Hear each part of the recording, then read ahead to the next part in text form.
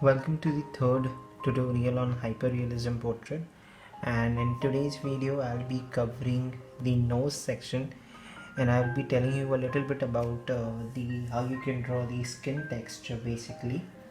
So this is the first time when we are directly moving on the skin texture. So there is unique thing about skin texture is that the skins of a human in general are not very smooth.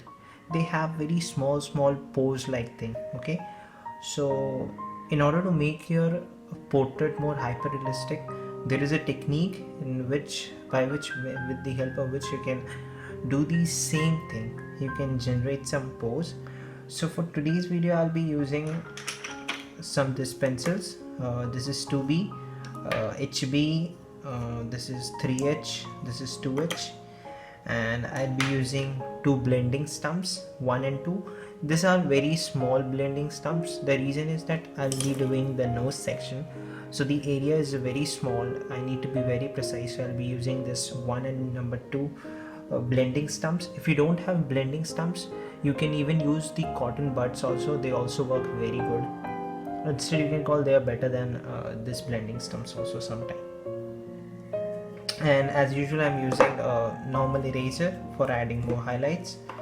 Also, since today I'll be dealing with some pores, what I'm going to do is that I'm going to cut a new eraser into smaller parts so that I can add more highlights, more precise highlights. Okay, so without any delay, let's get started. So for the first layer I'll be using this very lighter shade which is 2H. What we are going to do is that for first let us take how the shadow is going to get formed. The thing is that we are assuming the light is coming in this direction. Since this section of nose is little bit bulged out, this part is always bulged out, so at this portion we will have a little bit of darker areas, compared to the other areas of nose. Here it's going to be a little bit darker area. So while doing sketching, don't just start with the higher grades on this side. No, it's not the correct way to do that. What you need to do is that since I'll be using 2H pencils, I'll be applying this 2H pencils throughout the nose, and when slowly I'll be moving from 2H to 3H, then 3B, then 4B, like so on. So when I'll be coming to 3B for example, then I will not using 3B in this area, rather I will be using 3B on this area. So that's how you make a thing look more hyper realistic. There is always one formula to draw a hyperrealism portrait, and that is that in hyperrealism portrait the shadows or the color don't change abruptly. There is a gradual decrease in contrast. For the skin texture, what I do is I make darker pores. Like for example, I'm doing this. You can have a closer look in this section. What I'm doing is I'm adding pores.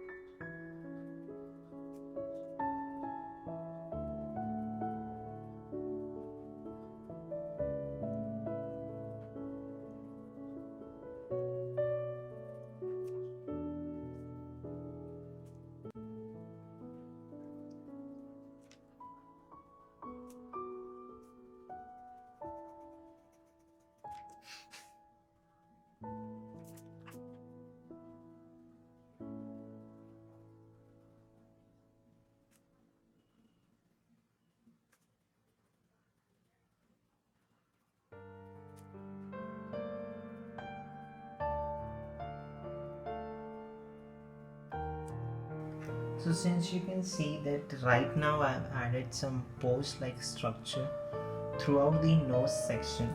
Now using a very fine blending stamp, or if you have a cotton bud you can even use that. What you will be going to create is that you will going to blend, okay? But remember, if you're using blending stamps, then prior you're doing a blending, then always erase off this graphite present on the blending stamps on a sandpaper. So what now I'm going to do is I'm going to blend And while doing blending, there is one more technique what you need to, you don't need to blend this time in the direction of light or so called. What you need to blend is you need to blend in circular way like this. Okay, circles. What this going to basically do is that this going to create some pose like structure. Some pose like structure will be created, and that's what skin texture is made up of. They are not uniform, they have very minute pores in them.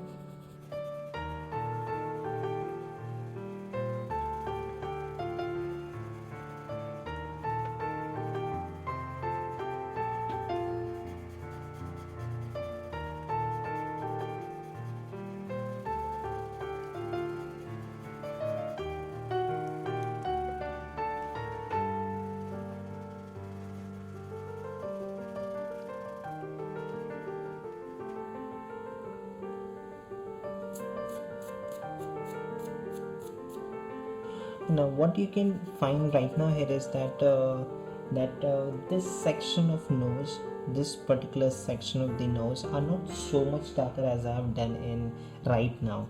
So what you can do is you can always use eraser while adding highlights. Like, don't think that first I'll be adding all the shades, then I will be doing the highlight. That's not the proper way of doing it. Instead, what you can do is whenever you're doing one shade, make highlights, another shade, make highlights. So this is going to make the whole thing look very hyper realistic. Now coming back to the white highlight section, the light is falling in this direction, it's covering this direction, and then it's again going this direction. So basically this section is being in on which on this particular surface the light is being fallen, the light is falling on this particular area. So on that I will be using my eraser to rub off the graphite.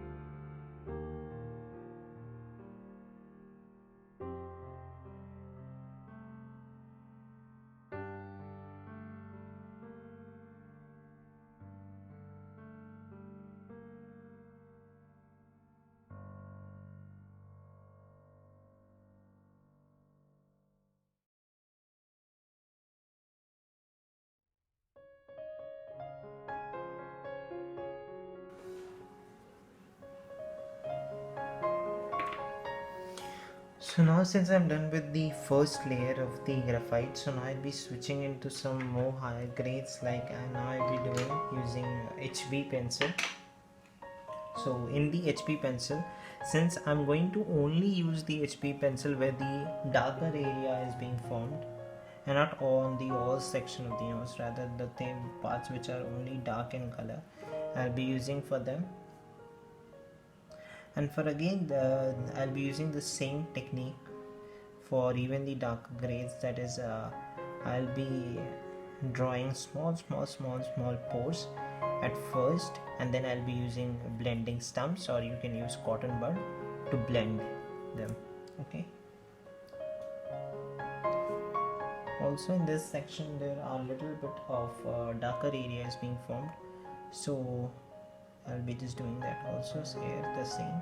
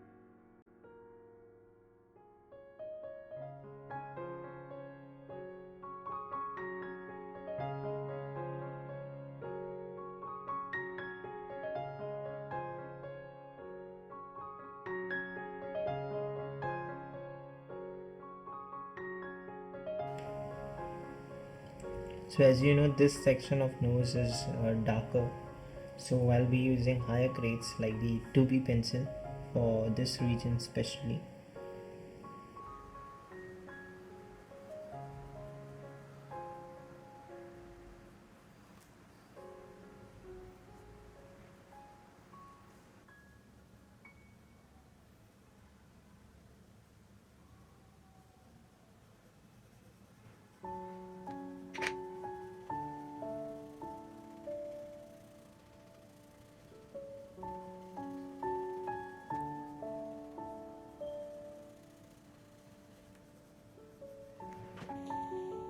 Actually, this section is a lot darker, so I'll be using some more high grade pencil, like 4B and 3B. Yeah, 3B and 4B are good. They can make the thing look more darker. If you need to switch over more darker grades, then you can continuously change the grades. It's not that you are stuck with only one grade. You can even change them according to your wish.